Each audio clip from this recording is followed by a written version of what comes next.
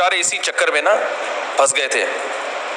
اب انہوں نے 30-35 سال تو نماز پڑھی امام کے پیچھے خاموش کھڑے ہو کر.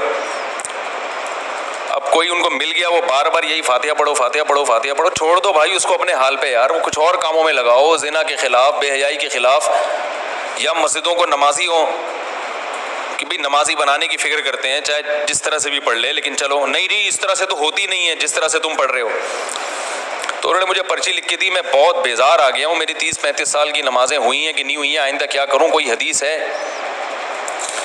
تو میں نے وہیں بیٹھے بیٹھے مجھے ایک حدیث یاد آ گئی. میں نے کہا رسول اللہ صلی اللہ علیہ وسلم نے ارشاد فرمایا انما جعل الامام لیتم بہ.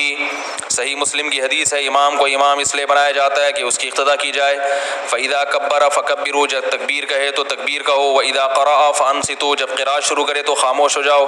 واذا قال ولا الضالین، جب ولا الضالین کہے تو آمین کہو. واذا رکع فرکعوا، جب رکوع کرے تو رکوع کر لو. میں نے کہا دیکھو اس حدیث میں بتایا جا رہا ہے امام نے کیا کرنا ہے اور مقتدی نے کیا کرنا ہے، دونوں کے الگ الگ وظیفے. اس میں کہیں بھی نہیں ہے کہ اذا جب وہ فاتحہ پڑھے تو تم بھی کیا پڑھو.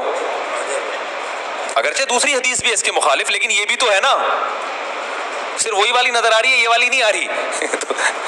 اس کا مطلب آپ مسلک پرست ہو، ہم تو بڑا ظرف کر کے کہہ رہے ہیں وہ بھی ٹھیک یہ بھی ٹھیک، لیکن آپ کا ظرف چھوٹا ہے. آپ فرقہ پرست ہو کہ یہی ٹھیک وہ والی بالکل بھی ٹھیک نہیں ہے.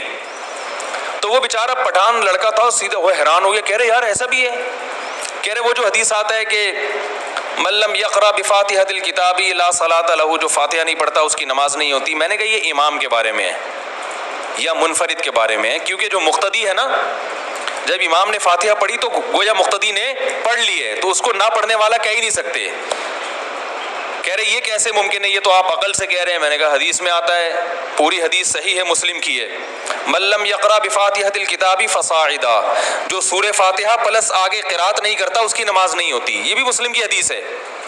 سمجھ میں آ رہی ہے بات؟ حدیث میں آتا ہے جو سورہ فاتحہ نہیں پڑھتا اور آگے قرات نہیں کرتا. تو میں نے کہا کیا امام کے پیچھے آپ سورہ فاتحہ کے علاوہ قرات کرتے ہو؟ کہنے لگے اس کا تو کوئی بھی قائل نہیں ہے. میں نے کہا اس سے پتہ چلتا ہے کہ جیسے یہاں آ رہا ہے نا کہ فاتحہ پلس قرات ضروری ہے، تو اس سے مراد امام اور منفرد. تو جس حدیث میں فاتحہ کا ہے اس سے بھی مراد کیا ہے، امام یا منفرد. مقتدی کی خود بخود ہو رہی ہے. اور اس پر واضح حدیث ہے، رسول اللہ صلی اللہ علیہ وسلم نے ارشاد فرمایا من کان لہ امام فقراءۃ الامام لہ قراءۃ، جس شخص کا کوئی امام ہو تو امام کی قراءت مقتدی کے لیے کافی ہے. اس حدیث کو ناصر الالبانی رحمہ اللہ نے صحیح قرار دیا ہے. سمجھ میں آ رہی ہے بات کہ نہیں آ رہی ہے؟ تو میں نہیں کہہ رہا کہ دوسری طرف دلیل نہیں ہے، لیکن یہ بھی بہت جاندار دلائل ہیں جس کے آپ سننے کو گوارا نہیں کرتے آپ. اور آج کل ایک مارکیٹ میں چیز بہت کہ اپنے مخالف کے جب حدیث آئے نا فوراً ضعیف ہونے کا ٹھپا لگا دو اس کو. ضعیف، یہ بڑا بہترین حربہ ہے، ضعیف. اگلا ویسے ہی نفسیاتی طور پر ایک امپریشن پڑ جاتا ہے کہ یار کچھ تو دال میں کالا کالا ہے.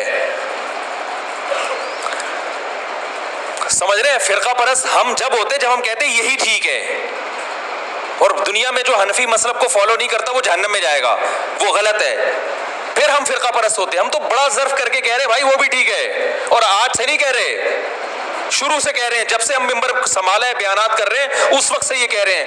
وجہ اس کی یہ ہے کہ اب بعض لوگ یہ بھی اپنے کھاتے میں ڈال لیتے ہیں کہ میرے بیانات سن کے مفتی صاحب یہ کہہ رہے ہیں. ٹھیک ہے، جنہوں نے ہمارے بیانات سنے وہ